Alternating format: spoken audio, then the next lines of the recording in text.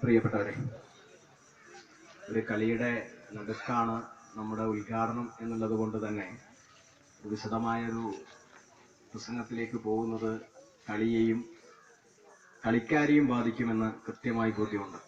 പക്ഷേ ക്രിക്കറ്റ് കളിയുടെ ഇടയിൽ എങ്ങനെയാണ് ഒരു ചാരിറ്റബിൾ ഉണ്ടാവുക എന്നുള്ള ഒരു ചോദ്യം എൻ്റെയൊക്കെ ചെറുപ്പകാലത്ത്, സത്യം ഞാൻ തുറന്നു പറയാം, എനിക്ക് അറിയാത്തൊരു കളിയാണിത്.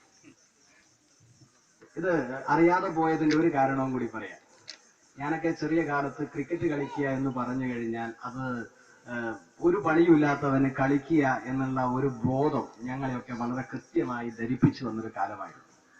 ഉദാഹരണത്തിന്, പുരോഗമനമായി ചിന്തിക്കപ്പെടുന്നവരുടെ ഇടയിലെല്ലാം ക്രിക്കറ്റ് കളി എന്ന് പറയുന്നത് വിദേശത്തുള്ള, ഞങ്ങൾ അന്ന് ബോധ്യപ്പെടുത്തിയ ഒരു കാര്യം ഇതായിരുന്നു. വിദേശത്തുണ്ടായിരുന്ന ഒരു പണിയുമില്ലാത്ത ചെറുപ്പക്കാർ തണുപ്പിൽ നിന്ന് വെയിൽ കിട്ടാൻ വേണ്ടി ഫുൾ ടൈം ഗ്രൗണ്ടിലേക്ക് നിൽക്കുന്ന ഒരു അവസ്ഥയിലേക്ക് വരികയും ചെറുപ്പക്കാരെല്ലാം ഇതിലേക്ക് പോവുകയും ചെയ്യുന്നു എന്ന് പറയും. രണ്ടാമത് വന്നൊരു വാദം, ഇത് മീഡിയകൾക്ക്, അതായത് ചാനലുകൾക്ക് ഏറ്റവും ഇഷ്ടമുള്ള ഒരു കളിയാണ് എന്ന് വരുത്തി. കാരണം പരസ്യം കൊടുക്കാൻ ഏറ്റവും എളുപ്പം ക്രിക്കറ്റ് കളിയാണ് എന്നൊരു ബോധവും നമ്മളെയൊക്കെ, എൻ്റെയൊക്കെ കുട്ടിക്കാലത്ത് വരികയും ചെയ്തപ്പോൾ ഇതിൽ നിന്ന് മാറി നിന്ന് പോവുകയും ഈ പറയുന്ന എല്ലാവരും ആസ്വദിക്കുമ്പോൾ ഇത് ആസ്വദിക്കാതെ മാറി നിൽക്കേണ്ടി വന്ന ഒരു ഭാഗ്യമില്ലാത്ത ഒരാൾ കൂടിയായിരുന്നു ഞാൻ.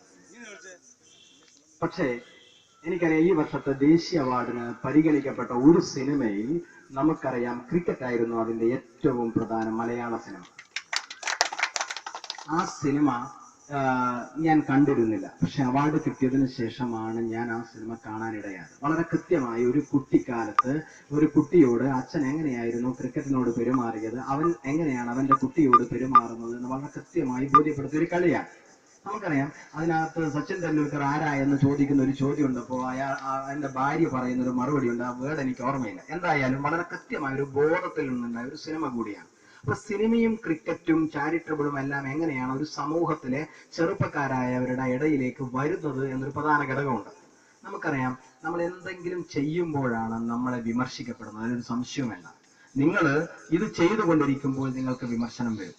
നിങ്ങൾ ഇതിന്നിവിടെ നിർത്തുന്നു എന്ന് പറയുമ്പോൾ വിമർശനം കുറയും. അതുകൊണ്ട് ഈ വിമർശനത്തെ കണ്ടുകൊണ്ട് നിങ്ങൾ പിന്നോട്ട് പോകരുത്. പറയുന്നവർ പറഞ്ഞുകൊണ്ടേയിരിക്കട്ടെ. അങ്ങനെ വിമർശന തൊഴിലാളികളായി നമ്മുടെ നാട്ടിൽ ഒരുപാട് പേരുണ്ട്. അവരവരെ പണിയെടുക്കട്ടെ, നിങ്ങൾ നിങ്ങളുടെ പണിയെടുക്കുക.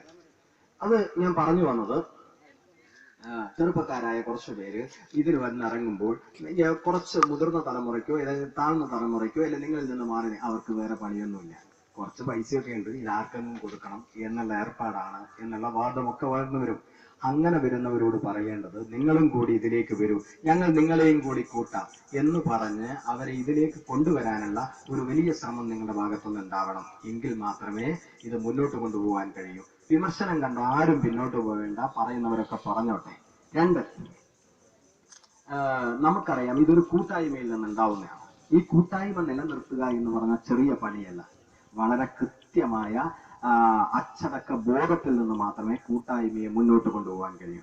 ഉദാഹരണത്തിന്, കൂട്ടായ്മയിൽ ഒരാൾ വേറിട്ട് ചിന്തിക്കുമ്പോൾ ആ ചിന്തയെ നിങ്ങളുടെ ചിന്തയിലേക്ക് കൊണ്ടുവരാനുള്ള ശ്രമം വളരെ ബോധപൂർവം നടന്നുകൊണ്ടിരിക്കണം. ഞാൻ പറഞ്ഞു വരുന്നത്, ഇത് ഒരു മാനുഷികമായ പരിഗണന കൊടുത്തുകൊണ്ട് വളർത്തിക്കൊണ്ടുവന്നാൽ മാത്രമേ ചാരിറ്റബിൾ പോലുള്ള ട്രസ്റ്റുകൾക്ക് മുന്നോട്ട് പോകാൻ കഴിയൂ.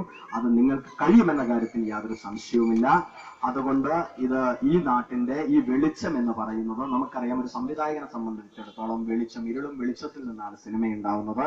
ഈ വെളിച്ചത്തിൽ ഷൂട്ട് ചെയ്യുകയും ഇരുണ്ട റൂമിൽ കാണിക്കുകയും ചെയ്യുന്നതാണ് സിനിമ എന്നുള്ളത് കൊണ്ട് തന്നെ ഈ വെളിച്ചം എന്ന പേര് എന്നെ വല്ലാതെ ആകർഷിച്ചിട്ടുണ്ട് എന്ന കാര്യത്തിൽ യാതൊരു സംശയവുമില്ല.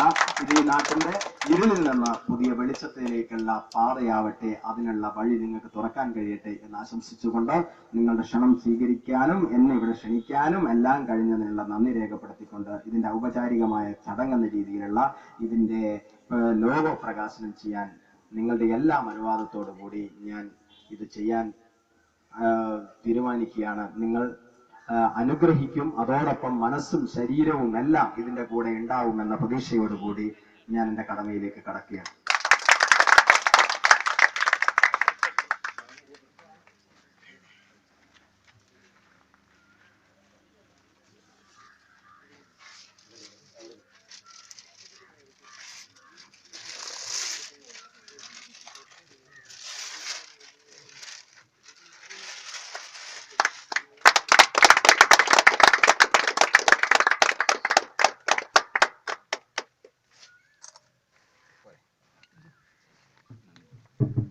അടുത്തതായി